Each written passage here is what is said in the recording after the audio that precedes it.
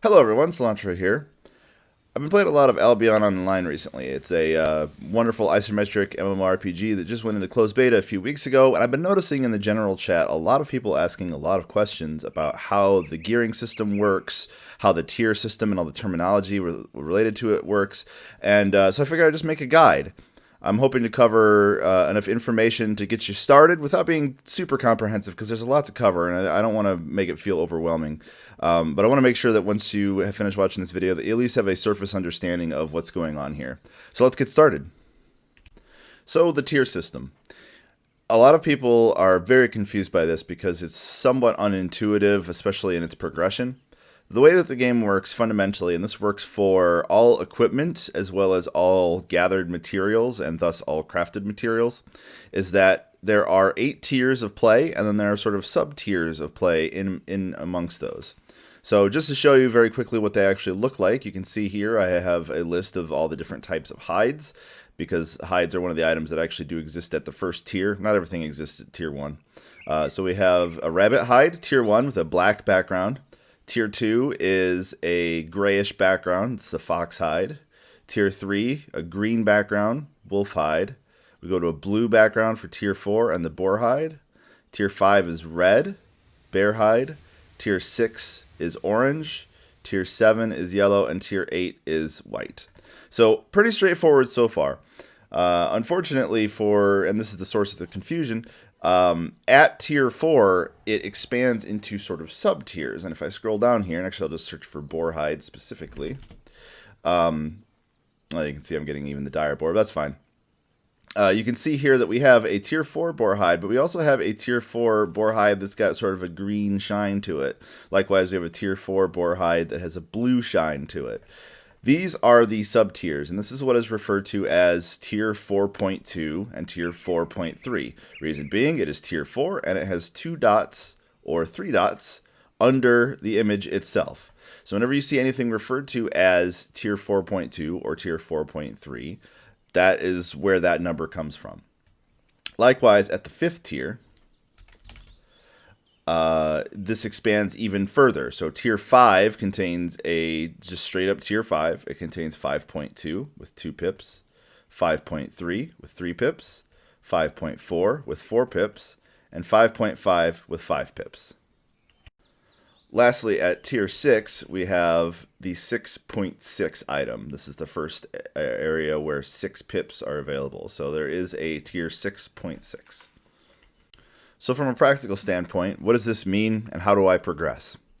So intuitively enough, when you start off in the game, you are capable of using tier 1 equipment. And as you either kill monsters or craft or whatever you do, you will increase in your skill tier via that method. So, and it even starts you off on the destiny board with all these various little events here. You know, you have gather rough stone, craft a beginning skill knife. I'm sure most of you who have at least played the game very briefly are at least somewhat familiar with the board.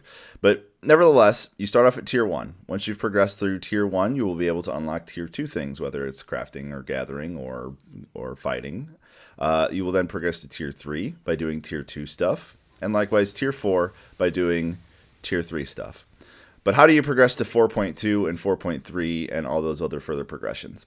Well, I guess a good rule of thumb would be that the game prefers to work vertically and only works horizontally if you absolutely have to. So let me explain that. So as I just covered before, there is a tier 4, which I will show you right here. This is tier 4. It's got the blue border, and that's kind of hard to see, but there's a tier 4. And then likewise, tier 4 is the first time where you get tier 4.2. Uncommon, is I guess it's called. Uncommon steel bar. Likewise, tier 4.3 is the first time you get the 0.3. So if you wish to progress to the 0.2 or point whatever, you have to move sideways. So in order to learn how to do 4.2, you have to be able to use tier 4 stuff. So you can see here, craft steel bar, titanium steel bar, rune. These are all the high tier, just regular bars to be able to craft the 4.2 item. Likewise, a 4.2 item is required to do 4.3. So we're moving horizontally. If you want to go up to the higher tiers of just vanilla, or really the higher tiers of anything, you just craft that same quality of thing as well. So to go from 4 to 5 also requires that you just craft that sort of type of material. So you can see here, in order to be able to craft titanium bars, which are tier 5, you have to make tier 3 and tier 4 bars. So climbing vertically happens at this level. Climbing horizontally happens at the same level where the items are the same initial digit. So 4 allows you to get to 5, which allows you to get to 6, and so on. 4 also allows you to get to 4.2 and 4.3 because those are the first instances of that. So the question might be, how do you get to 5.3? Well, the only way to get to 5.3 or 5.2 is to craft the one before it. So if you want to go up in number, you just do whatever that category is. If you want to get to 5.3, you do 4.3. If you can't get up to it, because 4.3 is the first one, you have to go horizontal. So just another quick recap of this. 4 leads you to 5, leads you to 6, leads you to 7. 4 also leads you to 4.2, which leads you to 4.3. And if you want to get to those at the higher levels, 4.2 leads to 5.2, leads to 6.2. And likewise for the 5th tier, which is explained earlier, this is the first instance of it, which is 5.4, and you need to use the 0.3 tier to be able to unlock that. So I know this is very confusing. I'm hoping that through repetition I can get you to sort of understand it. But all you have to do is just look at the actual item itself. You can see here, and I'm just going to bring up the hide again. You can see here that it's all color-coded. It's all number-coded. You should probably learn Roman numerals if you don't know them. But you have all these various different colors, and each of these colors represents a tier, and then each of these pips underneath, each of the dots represents a sub-tier, and each of these sub-tiers will just dictate how powerful they are as a extension of that tier. So just a quick recap, there are 8 tiers in the game base, 1 through 8. There are also sub-tiers that exist off of those. Starting at tier 4, there is 4.2, you can see right here, and 4.3. Starting at tier 5, there is 5.4. Again, 5 with 4 pips under it. There's also 5.5 right there. And at the very end of the progression, there is a 6th pip that comes out at tier 6. And again, all progress is preferred to be vertical. If it can't be vertical, then it's horizontal. So hopefully that makes some sense. So now we're going to get into what does this all mean and how do we actually apply it to building our character. So as of the closed beta, they've changed the gearing system quite a bit. And it's a very interesting change, for sure, but it's also fairly confusing. So in a standard MMORPG, there tends to be a sort of variation in armor types. Pretty normal stuff. So you'll have like light armor, usually made out of cloth, gives you the least amount of protection, typically given to classes who do more damage or what have you.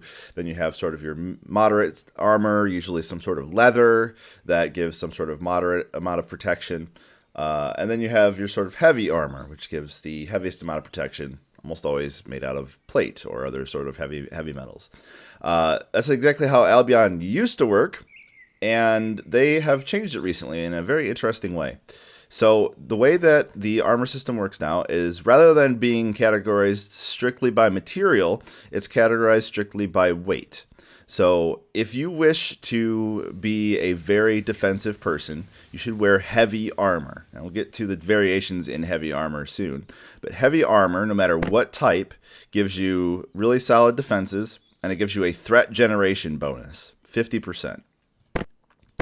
Medium armor of any type gives you moderate defenses, but gives you a 25% boost to all of your attacks, all of your abilities, healing, even your crowd control duration, and a moderate boost to threat generation. So it does make you generate a little bit more threat against monsters.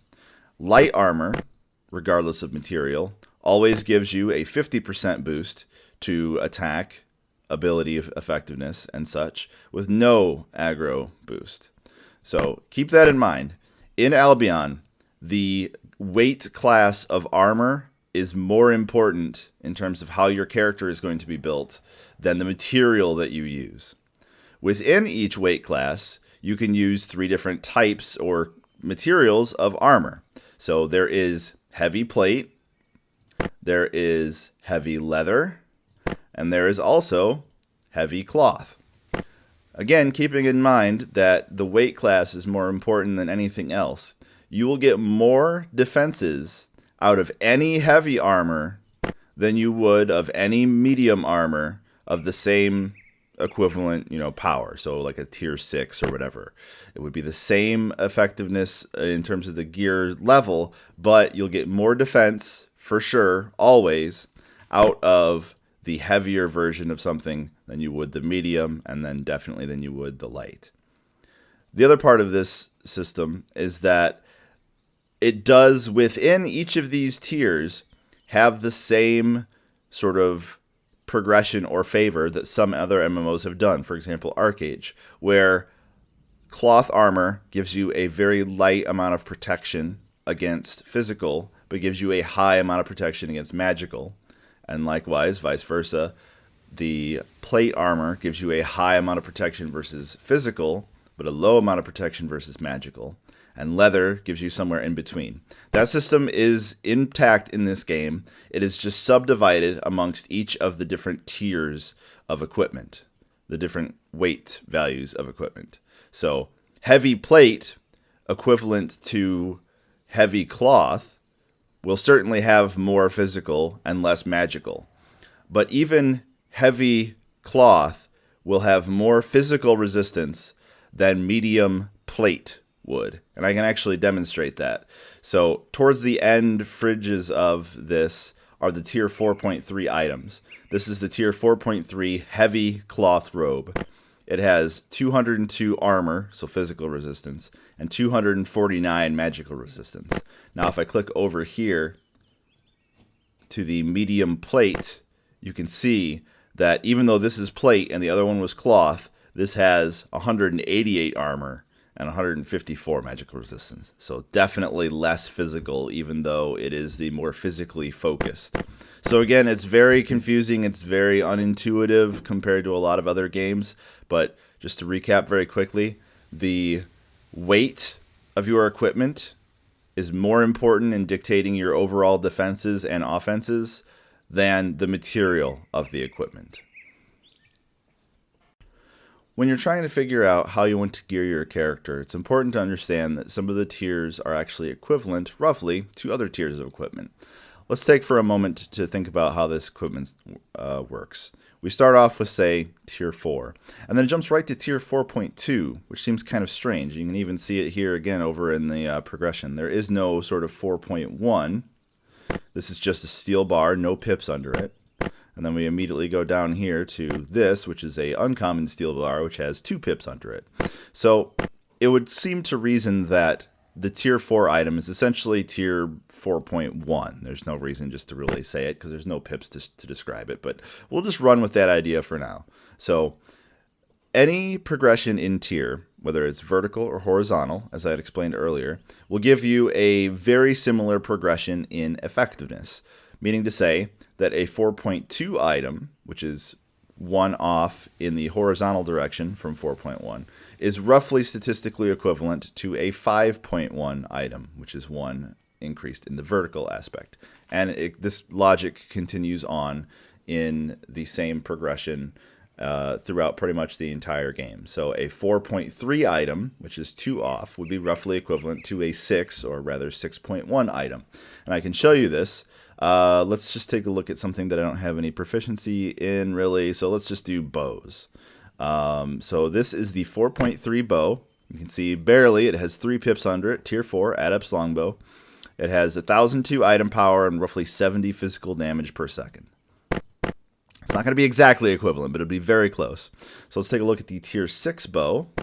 Master's bow, you can see tier 6, no pips, has 960 item power and 67 physical damage per second. So it's not super, it's not exact, but it's close enough. And you can actually see as the items vary even further than that, if I go to, say, the tier 7, that this is much higher than it was before. So it's very similar. It's not exact, especially in the case of weapons, which tend to be more varied, especially since some of the weapons are one-handed and two-handed. This definitely holds a lot more true with armor.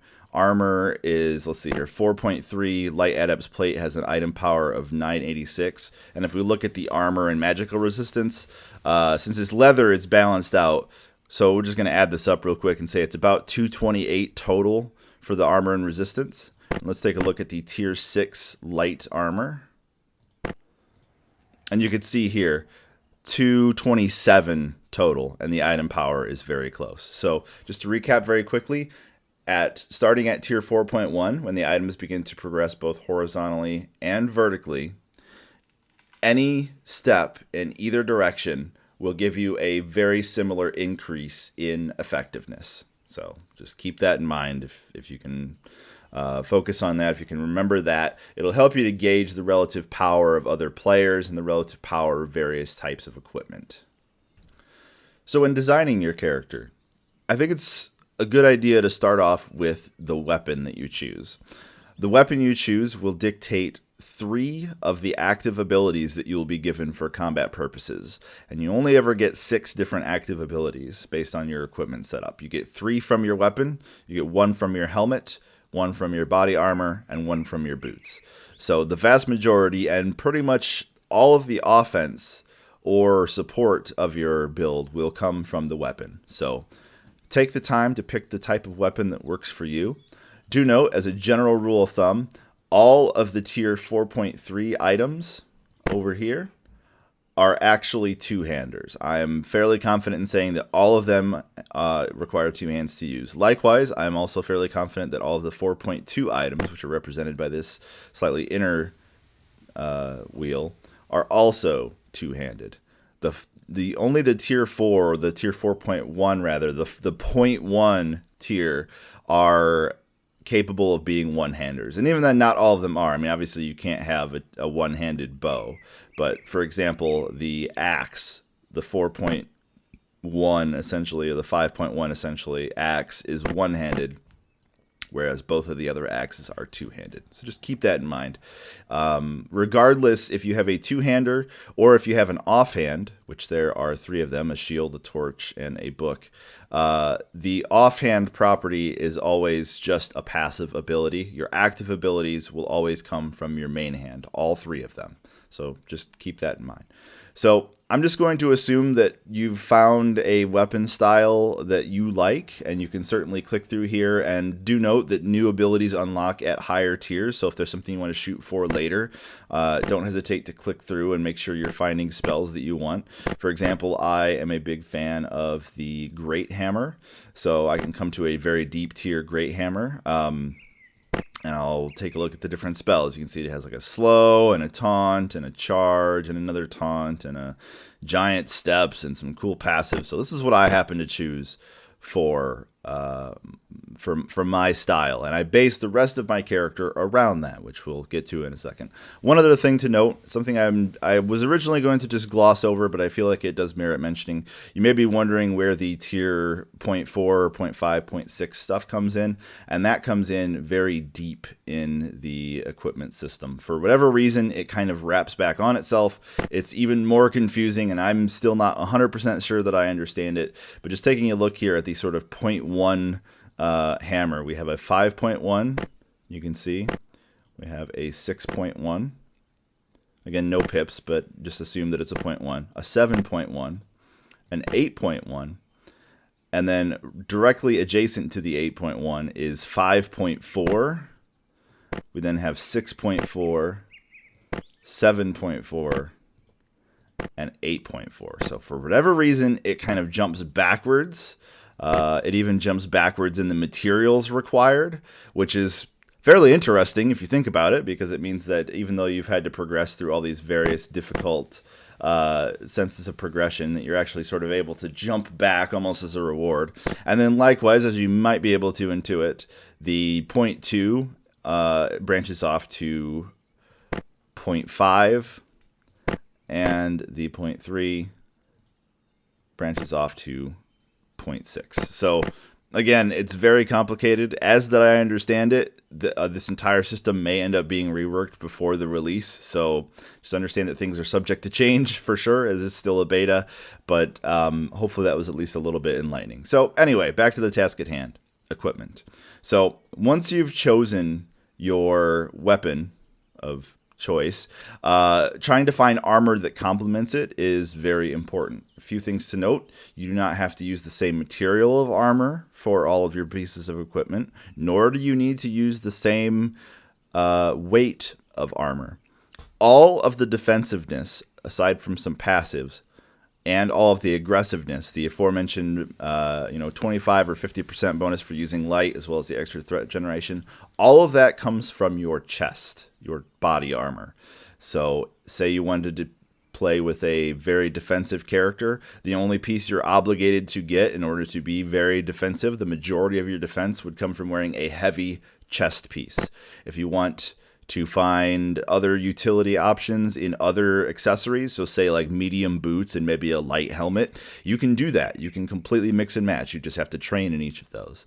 There's no obligation to use the same weight nor the same material. You could use a heavy leather chest with light plate boots and a medium cloth helmet, and you can totally do that if you want.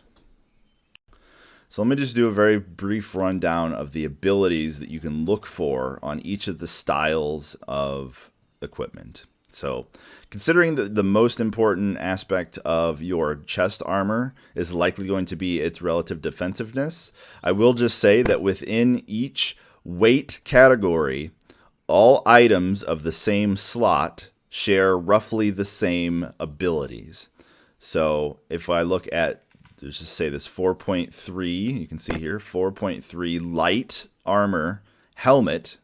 You can see the spells it has available are Magic Focus, Berserker Stance, and Energy Regain. If I look at the tier 6 helmet, I should see exactly the same abilities. Magic Focus, Berserker Stance, Energy Regain. Even though this is cloth and this one is leather and it also has plate, these are all going to have the same abilities, and that stays true through every category, weight category, and also slot of armor, not material. The material is irrelevant to this. So all light boots will have the same abilities available. All medium chest armors will have the same abilities available. All heavy helmets will have the same abilities available. So just keep that in mind. In addition, each weight category has its own style of passive that is shared amongst all pieces of equipment within that weight category. So if I click on any random piece of light armor, doesn't matter what kind it is, if I go to spells and I go down to here with the gray background passives, you can see I have aggression, which increases my damage. I have a heal increaser, and I have a cast speed increaser. If I click on any other item within this weight category, doesn't matter where it is, I'll have the same passives: damage, heals, cast speed. One other part of this is that all boots, every single set of boots, has the option to give you a weight capacity boost. Doesn't matter what weight of the actual armor it is, what weight category it's in, it gives you a carry capacity boost. So just in case anybody noticed that there's actually 4 on the boots, that's why. Just as a general heads up, that's the only particular type that has a passive shared amongst all pieces of equipment. So again, within any given weight category, all of the items of armor, keep in mind armor, will have the exact same passives available. You can see in the medium here, we have different ones. We have move speed, movement and parrying resistance, and CC increase. So when you're actually using crowd control, it'll increase it. And then likewise on just any random heavy armor, we have hit point increase, armor and magic resist increase, and a damage reflection. That is true for each category. Each category has the same passives. And I think that's all I really had to say. I hope this has been somewhat enlightening. I know that the system is very convoluted and confusing. I actually think it's a very well-designed system, if just presented in a sort of uncharitable light. So, just to do a very quick recap, there are various tiers of equipment in this game. I'm going to bring up the sort of tier list that I had going on. Not armor. This is tier 1 through tier 8. Starting at tier 4, we add the sort of point system, the subsystem, where we have 4.2 and 4.3. At tier 5, we expand that to include 5.2 through 5.5. And at tier 6, we get 6.6.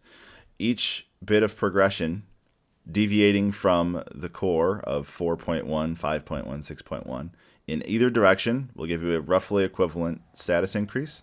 So going from 4.1 to 6.1 will be about the same as going from 4.1 to 4.3. Progression tends to be preferring vertical progression unless horizontal is the only way to get there. So to get to 5.2, you have to go to 4.2 first, not 5.1. 5.1 does not lead to 5.2. 4.1 leads to 4.2 because 4.2 is the earliest that the sub-tier becomes available. When you're gearing your character, again, it is much more important to focus on the weight, not the material. There's a huge stumbling block for a lot of players, and I still myself have to wrap my head around it. So when it comes to your armor, focus on the weight category of the armor. That is the more important defining feature, not the material. Material is important, as it does dictate within the armor category which of the defenses you're going to have more of. But it's not the most important factor. The most important factor is the overall defensiveness. That's really all I had to say. I hope this video was encouraging and enlightening in some way. If you have any questions, I love discussing games, so feel free to leave a comment. If you'd like to see more tutorials explaining more of this incredible, yet incredibly confusing game, let me know what you'd like to see. I would love to teach you guys some more things.